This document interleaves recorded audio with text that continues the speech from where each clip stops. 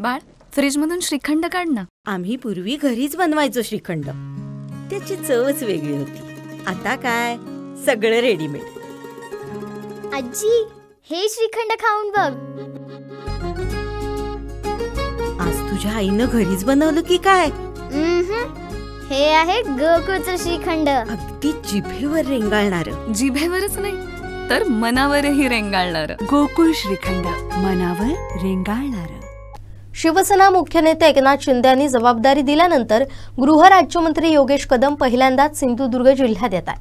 माझ्याकडे असलेल्या 4ही खात्यांचा आढावा तालुकावार घेणार असून प्रलंबित प्रश्न सोडवण्यासाठी माझा अधिक भर राहील असा विश्वासही त्यांनी व्यक्त केलाय.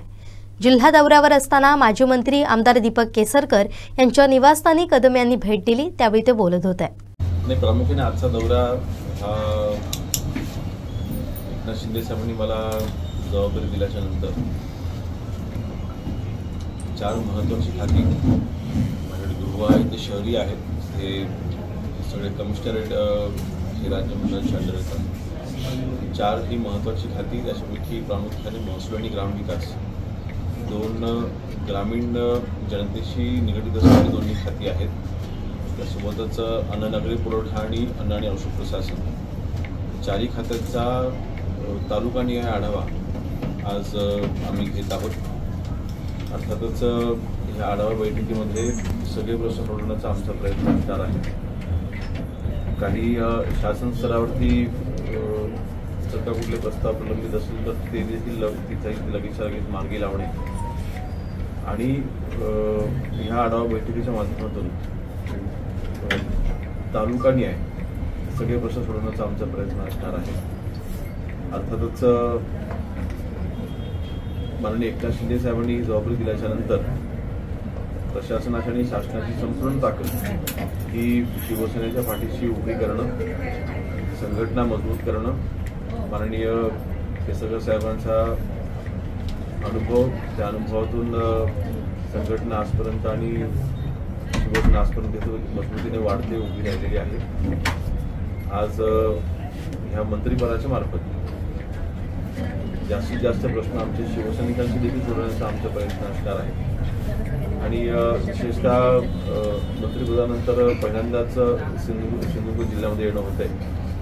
त्या अनुषंगाने नक्कीच संघटना वाढीसाठी जे काही करता येईल ते आम्ही करायचा प्रयत्न करू.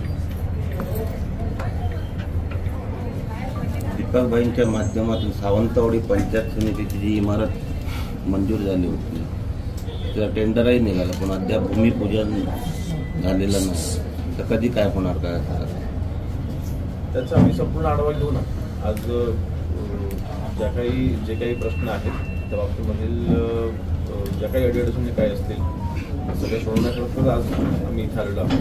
त्यामुळे मला वाटतं की केसरकर साहेबांचा अनुभव पाहता प्रशासनावरती त्यांची चांगली पकड देखील आहे. अभ्यास करून आम्ही त्यांच्याकडे नेहमीच पाहत आलेलो आहोत. हे प्रश्न नक्की सोडवू शकतातच, परंतु आज आढावा बैठकीच्या अनुषंगाने आपण जो मुद्दा मांडला आहे त्या अनुषंगाने जे काही प्रश्न असतील ते नक्कीच आम्ही सर्व सोडवू. आंबोली गेळीतील कबुलांच्या गावकर घटना तुमच्या कानावर आला. आंबोली चौकुल कबुलांच्या गावकर तर गेले अनेक वर्ष प्रलंबित आहे. गेळ्याचा प्रश्न सुद्धा झाला आहे. आंबोली यांनी चौकुलमध्ये राहिलेला आहे. वाटप प्रक्रिया आणि फॉरेन टाईप याबाबत तुम्ही महसूल राज्यमंत्री आहे, काय त्याची प्रक्रिया? अजूनपर्यंत विषयाने माझ्यापर्यंत अजून आढावा मी अजून सुरू न केलेलं म्हणून ती काही माहिती मला नाही. म्हणून मी असं वाटतं की आपण आढावा बैठकीच्या नंतर आपण शक्य घेऊ. पण हे सगळेच प्रश्न महसूलशी निगडीत असू द्यात किंवा ग्रामविकासशी निगडीत असू द्यात, माझ्याकडे जी 4 खाती आहेत ग्रामीण भागांची सगळ्या प्रश्नांसंबंधित जे काही अडीअडचणी असतील त्या सगळ्यात जास्त जागी आम्ही सुद्धा सोडू. सिंधुदुर्ग जिल्ह्यात वाळूच्या ठेक्याचं प्रमाण म्हणजे प्रलंबित राहिलेलं आहे. म्हणजे वाळूचे जे ठेके देतात ते प्रलंबित राहिले आहे. त्यामुळे चोरटी वाळूचे प्रमाण वाढलेलं आहे आणि महसूलकडनं कारवाई होतात. पण ही प्रक्रिया म्हणजे वाळूची लिलाव वगैरे का होत नाही सरकारकडून? नाही, आता वाळूचं नवीन धोरण आता आपण लागू केलेलं आहे आणि ह्या नवीन धोरणामध्ये मागे जे काही डेपो करायचे होते डेपोमध्ये जो लिलाव करायचा होता ती प्रक्रिया आता पूर्णपणे बंद करून नवीन धोरण आपण लागू केलेलं आहे. नवीन धोरणाच्या सोबतच आपण आता सँड जी क्रश सँड आहे त्या क्रश सँडसाठीचे देखील प्रक्रिया आता आपण चालू केलेली आहे. क्रश सँडवरती आपण जास्तीत जास्त भर देत आहोत, कारण क्रश सँडचा वापर हा आजच्या तारखेला मोठ्या प्रमाणात आपण महाराष्ट्र लोकांना पाहतोय. अशा वेळेस वाळू चोरीवरती अतिशय चांगला पर्याय हा आपण इथे काढलेला आहे. कल्पना आहे की ते काही लगेचच्या लगेच जरी आपण बनवणं चालू झाली तरी त्याची चोरी लगेच थांबणार नाही, परंतु त्याचे चांगले परिणाम हे आपल्याला पुढच्या काही महिन्यामध्येच पाहायला मिळतील. आणि सिंधुदुर्ग जिल्ह्याच्या वाळूच्या बाबतीत देखील आढावा बैठकीमध्ये मी देखील तो आढावा आवर्जून घेणार आहे. किती आपण कारवाई आजपर्यंत केलेल्या आहेत, कोणाकोणावरती केलेल्या आहेत आणि त्यांना थांबवण्याकरता आपण काय उपाययोजना केलेल्या आहेत, नवीन वाळूचं धोरण लागू करण्याकरिता अधिकाऱ्यांकडनं काय काय इथे पावलं उचलली गेले त्याचं सगळं आढावा घेतला. आमचे दिवसभरातले सर्व अपडेट्स, ताज्या घडामोडी आणि थेट लाईव्ह पाहण्यासाठी सबस्क्राईब करा